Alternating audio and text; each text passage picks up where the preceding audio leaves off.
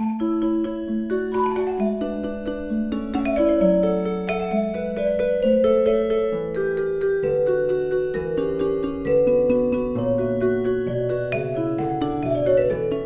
tried to do this video with a nice, calm, clear voice, not being angry, not being frustrated, and it just didn't work.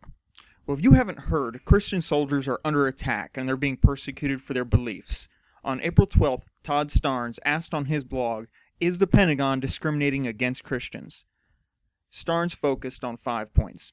First, commanders being barred from discussing chaplain programs. Second, an Air Force motto being rejected because it had the word God in it. Third, a directive banning Bibles at Walter Reed Hospital. Fourth, a training program that listed evangelicals and Catholics as examples of extremism.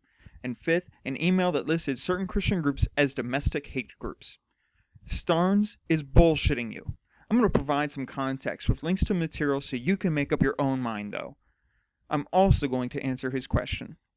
Respecting the prohibition on advertising chaplain programs, the basis for this goes back to a letter written in 2011 by General Schwartz stating he expected chaplains, not commanders, to inform airmen about chaplain programs. The reasoning for this is simple. From the first day of basic training, service members are taught that while something may sound or be phrased like a polite request, it is still an order when given by a superior, and they are not only expected to obey, but will obey under penalty of law. To prevent any confusion and head off any complaints about commanders ordering service members to church, the general directed to have chaplains do the talking. Since service members are taught chaplains don't have command authority, no confusion can occur. Quoting from the general's memo, although commanders are responsible for these programs, they must refrain from appearing to officially endorse religion generally or any particular religion. Therefore, I expect chaplains, not commanders, to notify airmen of chaplain corps programs. Avoiding confusion and directing chaplains to take charge of their programs is not persecution. His second point was the refusal to put God on a unit patch, but his description of it is woefully incomplete. The proposed unit motto, when translated from Latin, is, "doing God's work with other people's money." This is an explicitly religious message. A motto which is a variation of "we work for God" is simply religious. It isn't anti-religion to say, "sorry, no good." It's obedience to the Constitution, which forbids such actions. Although I am a bit surprised theists weren't upset since it treated their deity with such frivolity. His third point finally has a bit of truth to it, but not much. A policy memo did go out that was worded very broadly, a bit overbroad actually. When people objected, it was reworded to more accurately describe the intent. What Starnes doesn't say is what was in the explanation for why the policy was written. Wounded soldiers who were being approached by unsolicited religious groups while they were in hospital beds in an inpatient status. They were a captive audience, unable to just get up and walk away. Some of the patients and families complained some groups were proselytizing and making disparaging remarks about their service, with sometimes threatening and condemning language. The policy was updated to better reflect the actual intent, and an explanation was even provided for the original policy. Of course, Starnes doesn't talk about this. It might hurt his poor persecuted Christian narrative, or maybe he just didn't know. I wonder, which is it, incompetence and ignorance of facts, or just plain dishonesty?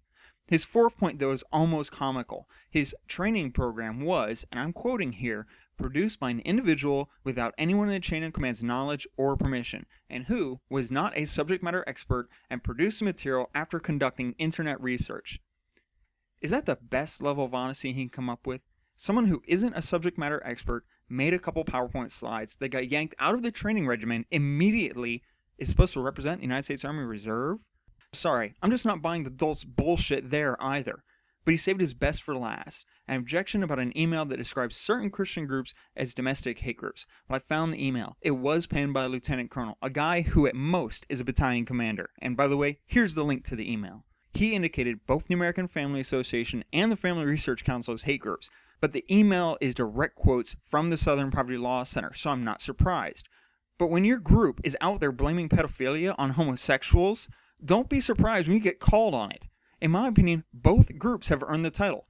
You can click the link above to read the Southern Poverty Law Center's take on the Family Research Council, and the link below for the American Family Association. Lastly, the story seems directly connected to a group of photos making its way around Facebook, which I also want to rant about. The first two are of a tent in Afghanistan, where a rather large cross had been affixed and was later removed.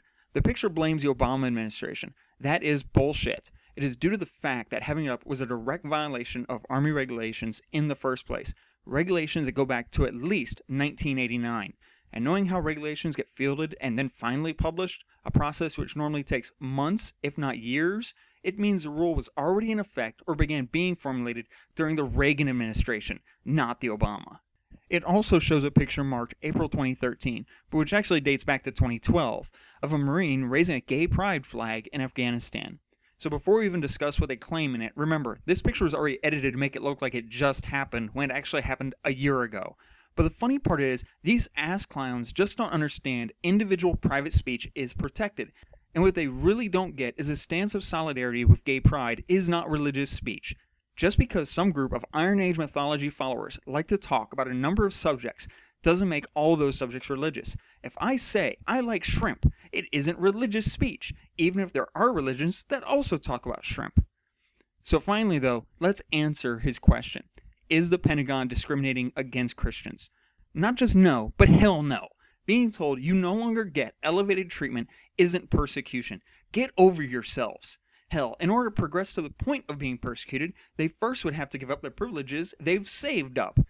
Oh, how's this one? Let's say Starnes' boss sent him a note that said they just got a letter from Department of Homeland Security. It said Starnes was being ordered to attend a Muslim worship service. Failure to attend could subject him to imprisonment. How long before his blog would light up all about the First Amendment? But what about the military? We have in the military a number of ceremonies being conducted. Change of commands, change of responsibilities, retirements, award ceremonies, to name but a few. Service members are routinely ordered to attend these events. Guess what can happen to people who fail to obey orders? Failure to be at the ceremony is punishable under the provisions of the Uniform Code of Military Justice, and these ceremonies, with rare exception, are opened with an invocation and closed with a benediction. Let me speak plainly. Magic spells seeking to summon up some entity and ask of it some gift. And there is no way for them to be non-sectarian or non-religious. At their heart, they're being cast or prayed to a specific deity. This person doing the praying, or spell casting if you prefer, is usually a member of the chaplain corps. The corps is 90% Christian, even though Christians account for only 70% of troops. So at any given ceremony, there is an inherently religious activity being undertaken that soldiers are ordered under penalty of law to attend. Activities in support of religion that it seems 30% of the soldiers don't profess belief in. So let me know when Christians in uniform at least stop violating the Constitution with near impunity before you even want to suggest that they are being persecuted.